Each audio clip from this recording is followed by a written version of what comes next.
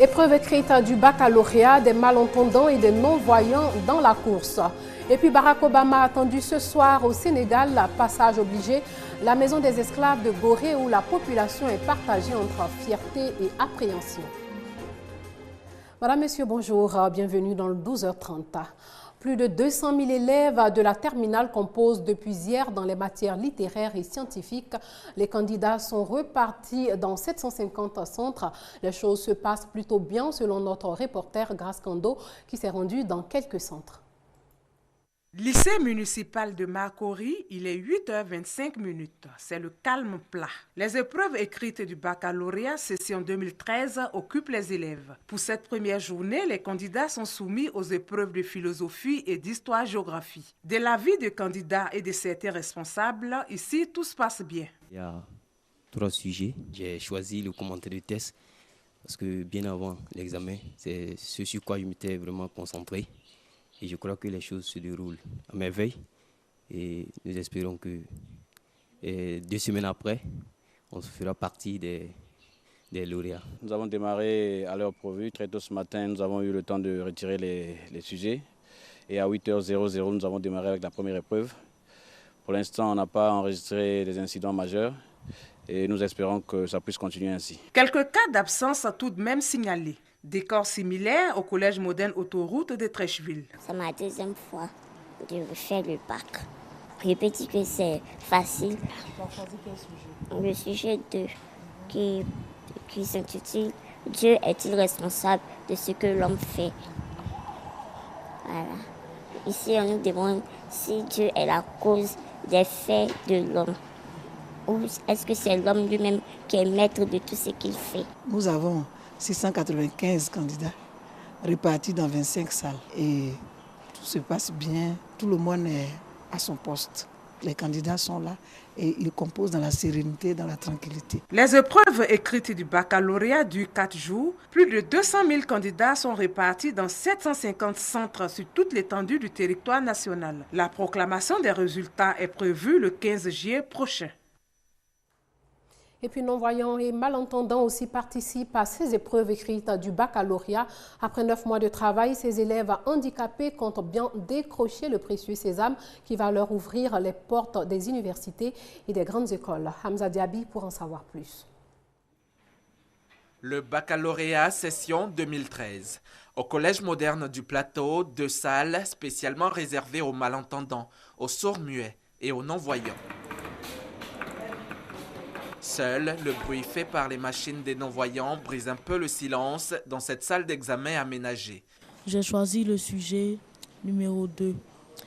Dieu est-il responsable de tout ce que l'homme fait? Je pense que cette année, j'aurai le baccalauréat parce que je me sens prêt et je compte sur Dieu. Je peux m'en sortir. J'essaie de comprendre le sujet et pour les résultats, je pense aussi que ça ira. Des candidats particuliers qui sont confiants, même si ce surveillant ne partage pas cet avis. Pour celui qui est sourd-muet entièrement au bac, les résultats restent à désirer. Pour les malentendants, 1 ou 2 essais de fois, on réussit à avoir des résultats probants, mais malheureusement, il leur faut reprendre souvent les classes d'abord. Du côté des non-voyants, après les épreuves écrites, commence une autre tâche pour les éducateurs spécialisés. Les enfants, ils composent en braille. Et après, nous, on décode, on recopie ça sur des feuilles de copie. Quand on finit de traduire en noir, il y a des copistes qui recopient ça sur les feuilles de copie. Et c'est à la suite de ça qu'on va les déposer dans les salles pour que les professeurs puissent les insérer parmi les autres copies. Des salles pour handicapés auditifs et visuels, une situation qui demande aussi de la patience. Ils vont rester un peu plus tard parce qu'eux, on met quelques minutes et après les copistes, eux aussi mettront plus de temps, au moins 2 heures de temps après la composition pour qu'on puisse reprendre les copies. Ce mardi, philosophie et histoire-géographie au programme. Ensuite, de mercredi à vendredi, des matières obligatoires et facultatives vont exiger un maximum de concentration à plus de 200 000 candidats. 30 associations de volontariat sont en séminaire, objectif à renforcer les capacités des responsables de ces associations et permettre aux jeunes de prendre entre autres à la promotion de la paix, à la culture de la solidarité, à la lutte contre la pauvreté en Côte d'Ivoire. Juliette Oya pour en parler. Après 2 jours de travaux relatifs au renforcement des capacités des responsables d'associations de volontariat en Côte d'Ivoire, les 30 associations invitées ont arrêté 9 recommandations. Entre autres, la mobilisation des ressources nécessaires à la mise en œuvre du Programme national de volontariat ou PNV et l'implication effective des femmes dans les associations de volontariat.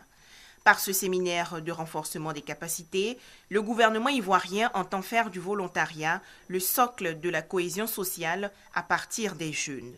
Selon le représentant du ministre, Yed Janvier, le ministère de la Promotion de la Jeunesse, des Sports et Loisirs va élaborer dans les prochains jours un programme national de volontariat afin de lutter efficacement contre la pauvreté. Dans cette dynamique, le ministère en charge de la jeunesse envisage de faire adopter une loi pour réglementer le volontariat en Côte d'Ivoire. On prend le quart pour Tia Salé où des ex-détenus sont formés aux pratiques de la pisciculture. Une opportunité offerte par la Fraternité des prisons de Côte d'Ivoire et l'ANADER.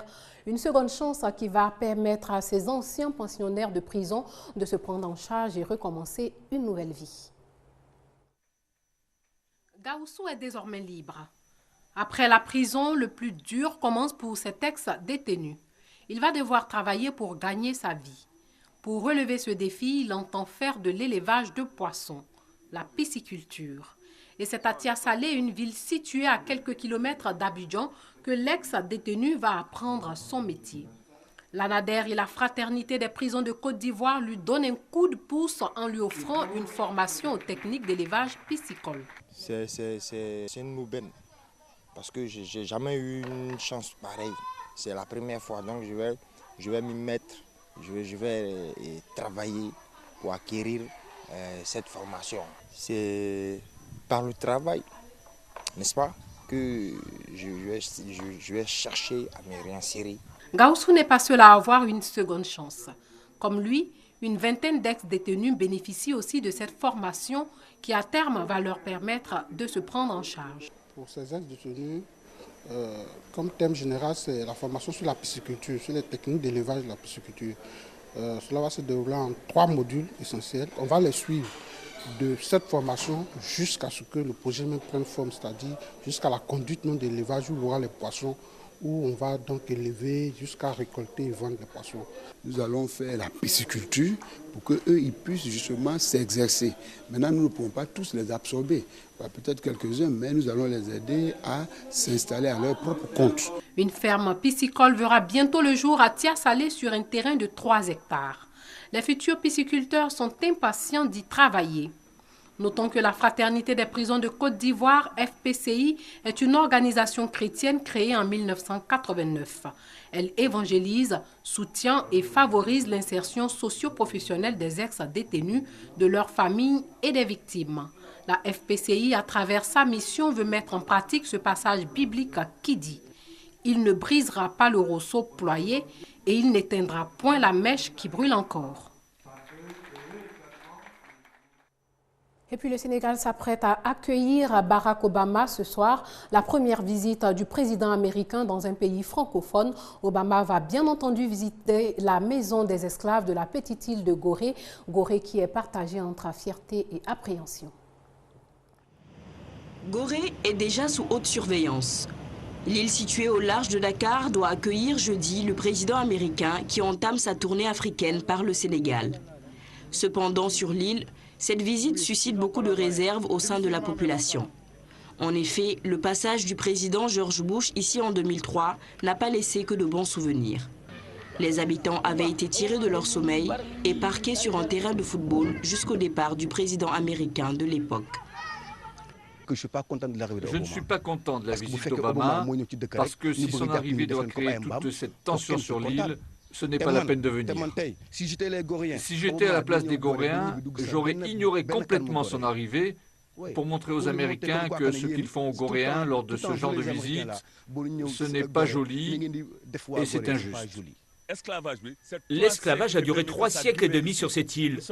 Nous vivons dans des bâtiments qui résonnent toujours du son de l'esclavage, donc tout ce qui nous rappelle cette époque nous met mal à l'aise. Certains habitants de Gorée envisageraient d'ailleurs de quitter l'île le temps de la visite d'Obama. Le maire de Gorée est monté au créneau pour rassurer ses administrés. Ce qui est important à retenir, qui a été clairement précisé par donc les autorités américaines, c'est qu'ils souhaitent une visite plus soft, plus cool, comparée à ce qui s'est passé il y a quelques années et qui a dû traumatiser particulièrement les Goréens qui ont eu le sentiment de retourner à la situation antérieure d'esclavage puisqu'ils avaient été parqués, qui n'avaient pas pu, pour certains, accéder à leur maison ou bien circuler librement. Sur l'île de Gorée, il y a un lieu symbolique qui retiendra toute l'attention lors de la visite du premier président noir américain, la Maison des Esclaves. Barack Obama y rendra un hommage aux enfants d'Afrique qui ont emprunté la porte du non-retour lors de la traite négrière. Et puis Barack Obama se rendra vendredi en Afrique du Sud, puis en Tanzanie. Cheikh Tamim Ben Hamad Al Thani est le nouvel émir du Qatar. Son père lui cède le pouvoir. L'homme affirme vouloir passer le flambeau à la nouvelle génération, une première dans le monde arabe et dans ce riche État du Golfe au rôle diplomatique clé. Journée particulière au Qatar où ce mardi a été proclamé jour férié à l'occasion d'une passation de pouvoir inédite dans cette région du monde. Notables, personnalités influentes et militaires ont défilé en bon ordre pour prêter allégeance au nouveau souverain Tamim Ben Hamad Al Thani. Son père, Cheikh Hamad Ben Khalifa Al Thani, souffrant de problèmes rénaux, venait en effet d'abdiquer en sa faveur, mettant fin à un règne de 18 ans.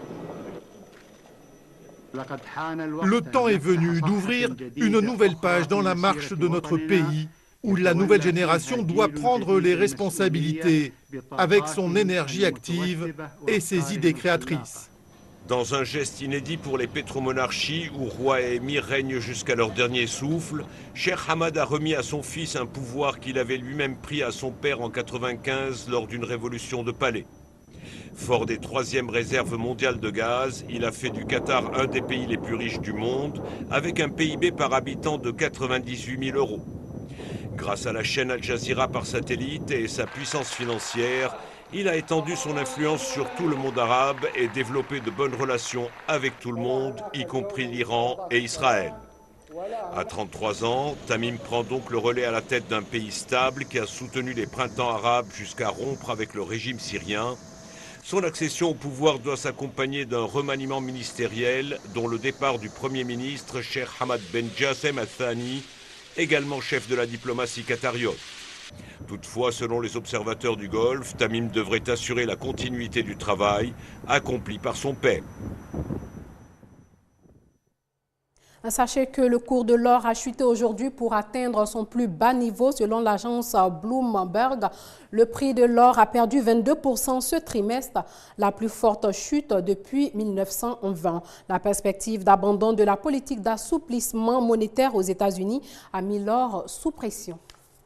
Et puis au Liban, de nombreux sunnites refusent de se dresser contre les chiites après l'attaque menée à Saïda par le cheikh salafiste Al-Assir contre l'armée libanaise. Le cheikh accuse l'armée d'être contrôlée par le Hezbollah. L'armée libanaise a pris le contrôle lundi d'une mosquée de Saïda, au sud Liban, où étaient retranchés des partisans sunnites d'Ahmed Al-Assir. Après 2 jours d'affrontements, le bilan est de 16 morts et 50 blessés dans les rangs de l'armée. Les combats opposent les soldats libanais et les partisans du cheikh sunnite depuis une attaque menée dimanche contre un barrage de l'armée qui a fait 3 morts. Sachez aussi qu'en Australie, Kevin Rudd va redevenir Premier ministre 3 ans après avoir dû quitter ce poste. L'homme est parvenu à rallier la majorité des députés travaillistes pour prendre la place de Julia Gillard, sa grande rivale. Voilà, c'est sur cette information que s'achève ce journal. Merci de l'avoir suivi et portez-vous bien.